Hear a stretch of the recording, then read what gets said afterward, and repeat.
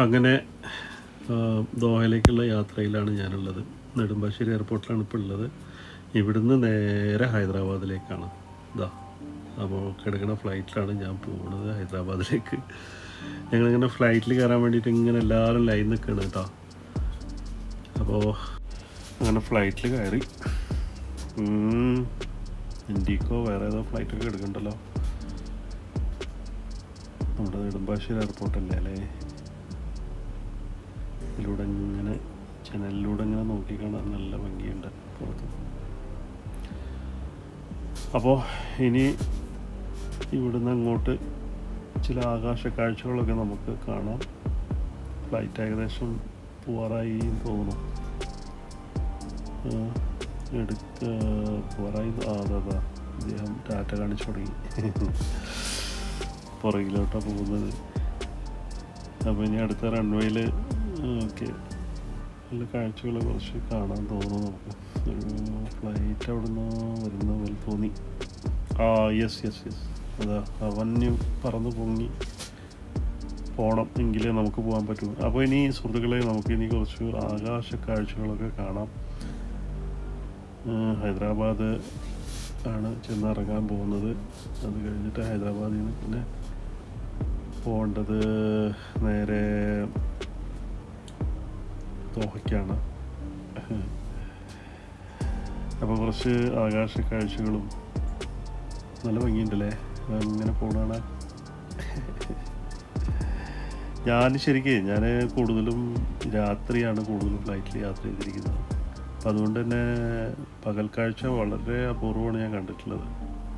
അപ്പോൾ തീർച്ചയായിട്ടും ഞാൻ അത്രയും പകൽ കാഴ്ച ആകാശ കാഴ്ച എനിക്ക് നേരിട്ട് ഒന്ന് ആസ്വദിച്ചറിഞ്ഞ് കണ്ട് പോകണമെന്നുണ്ട്. ഇപ്പം തന്നെ കണ്ടു തുടങ്ങിയില്ലേ. സൂപ്പറല്ലേ. എന്തായാലും നമുക്ക് ഒരുമിച്ചിരുന്ന് കാണാം.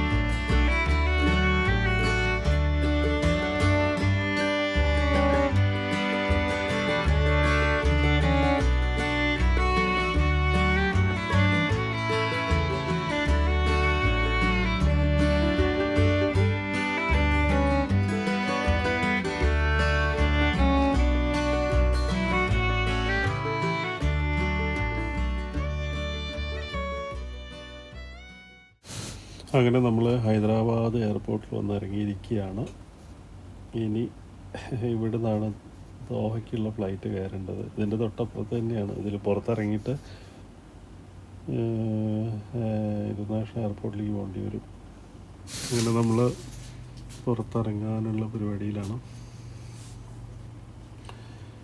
എന്തായാലും ഹൈദരാബാദിൽ സമയമുണ്ട്, കുറച്ച് സമയം ഒന്ന് ചെറുതായിട്ടൊന്ന് പറ്റുകയാണെങ്കിൽ ഒന്ന് ഇറങ്ങണം. ഏതായാലും ഞാനത് എയർപോർട്ടിൻ്റെ പുറത്ത് വന്നിട്ടുണ്ട്.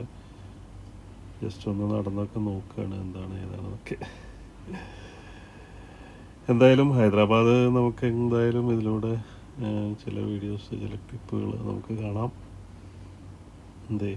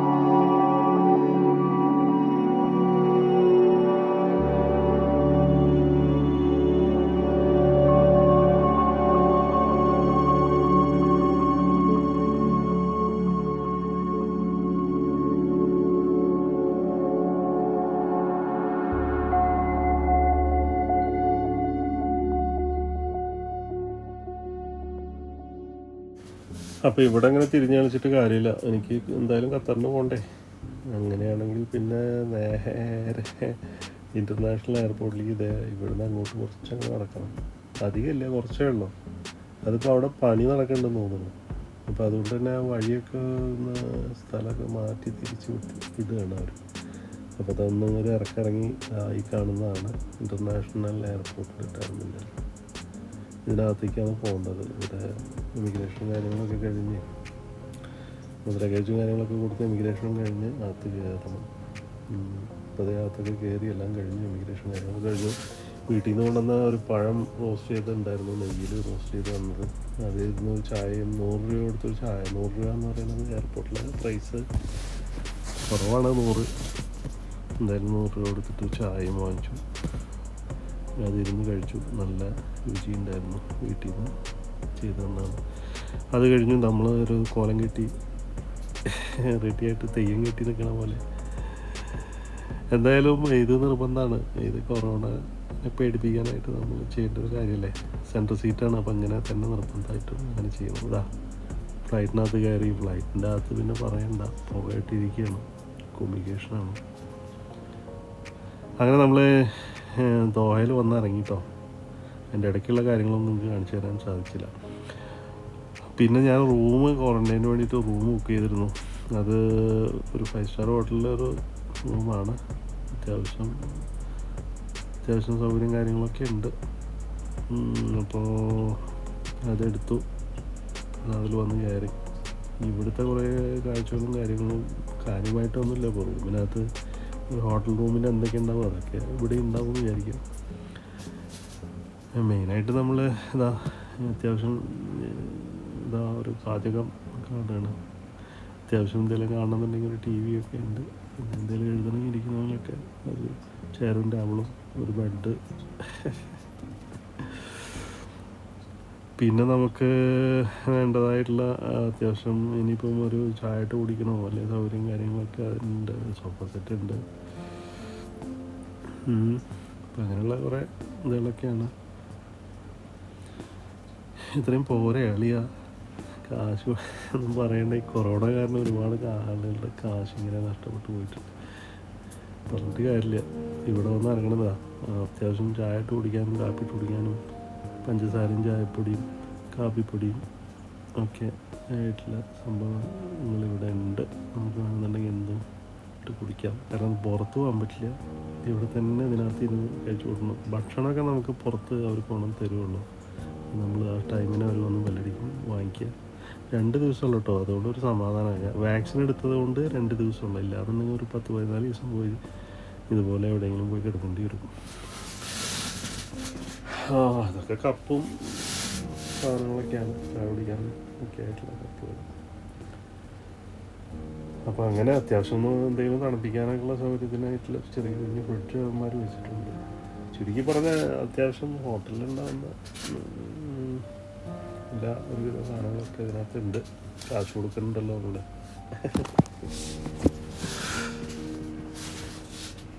അങ്ങനെ ഇതൊക്കെ ഒന്ന് നോക്കിക്കാണാൻ അത്രയേ ഉള്ളൂ.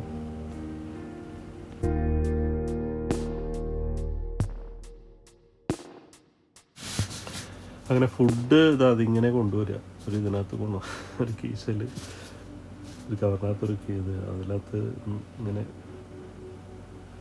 നമുക്ക് അവിടെ പോയി കഴിക്കാനൊന്നും പറ്റില്ല. അവിടെ കൊണ്ടുവന്ന് തരുന്നത് കഴിക്കാനേ പറ്റും.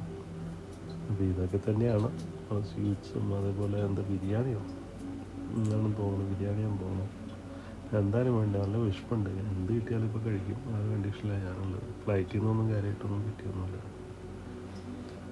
അത് പിന്നെ പെപ്പറോ സോൾട്ട് കാര്യങ്ങളൊക്കെ. അപ്പോൾ പ്രിയപ്പെട്ടവരെ, ഞാനൊന്ന് ഫ്രഷ് ആവട്ടെ. ഓക്കെ.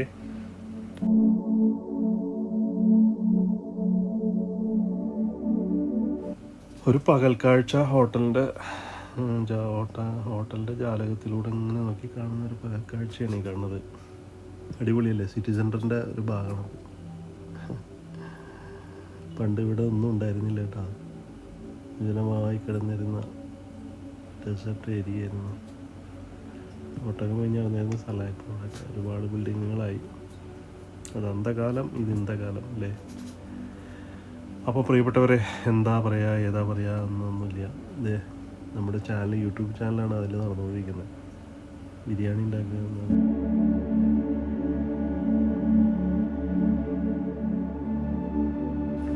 ഇനി ഒന്ന് സൂപ്പറായിട്ടൊന്ന് കുളിക്കണം. കുളിച്ച് ഭക്ഷണവും കഴിച്ച് സുഖമായിട്ട് ഒന്ന് കിടന്നുറങ്ങണം. നല്ല തണുത്ത വെള്ളത്തിൽ ഇങ്ങനെ ഇരുന്ന് മുങ്ങി കുളിക്കാൻ നല്ല രസമാണ്. ഇനി നിങ്ങൾക്കൊരു രാത്രി കാഴ്ച കൂടെ ഒന്ന് കണ്ടിട്ട് എനിക്കൊന്ന് കിടന്നുറങ്ങാം. അതും കൂടെ ഒന്ന് കാണിച്ചു തരാം. നല്ല ഭംഗിയുണ്ടല്ലേ, സൂപ്പറല്ലേ, അടിപൊളി അല്ലേ. ലൈറ്റുകൾ കൊണ്ട് ഇങ്ങനെ അലങ്കരിച്ചുകൊണ്ടിരിക്കുക. നല്ല രസമായിട്ട് നല്ല ഭംഗിയുണ്ട്. എന്തായാലും അതും കൂടെ കണ്ടതിന് ശേഷം കാണിച്ചതിന് ശേഷം എനിക്ക് പോയി കിടന്നുറങ്ങാമല്ലോ. ഓക്കെ. അപ്പോൾ പ്രിയപ്പെട്ടവരെ, നിങ്ങൾ സബ്സ്ക്രൈബ് ചെയ്യാത്തവർ സബ്സ്ക്രൈബ് ചെയ്യുക, ലൈക്ക്, വീഡിയോ ഇഷ്ടപ്പെട്ടാൽ ലൈക്ക് ചെയ്യുക, ഷെയർ ചെയ്യുക. അപ്പോൾ ഇനി പ്രത്യേകിച്ചൊന്നും പറയാനില്ല. നിങ്ങളോട് ഗുഡ് നൈറ്റ് പറഞ്ഞുകൊണ്ട് അടുത്ത വീഡിയോക്കായിട്ട് വെയിറ്റ് ചെയ്യുക. Good night, bye bye.